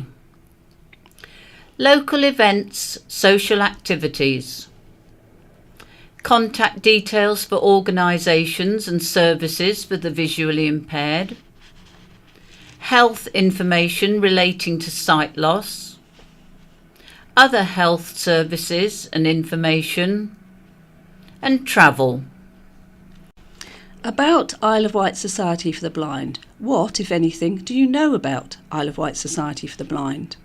How would you describe Isle of Wight Society for the Blind to others? Would you favour a name change of the society to promote a more inclusive organisation that supported those with visual impairment? For example, Isle of Wight Vision. Your answer is yes or no. Would you like to suggest a new working name for the society that would reflect a more inclusive and forward-looking ethos? Please remember that this survey and all responses are completely anonymous. Information gathered is purely to enable us to better understand the needs of visually impaired islanders to inform our future plans and services. Please indicate which age range you are in. Under 10 years, 11 to 15 years, 16 to 18 years, 19 to 35 years, 36 to 49 years, 50 to 64 years, 65 to 74 years, 75 to 84 years, 85 plus years, or you've the option prefer not to say. What is your gender? What is your current status? Please tick all that apply. Are you a full-time student of any age? A part-time student of any age? Employed? Homemaker? Unemployed? Semi-retired? Or retired? Do you volunteer for any organisation? Yes? No? Prefer not to say? If yes, which organisation? Please tell us the first part, that is the 4 digits of your postcode. Please let us have any comments, questions or concerns. Please identify if you have completed this and independently. Firstly, as a visually impaired client or prospective client, or as a volunteer, carer, guardian or visually impaired parent. Thank you for completing this survey.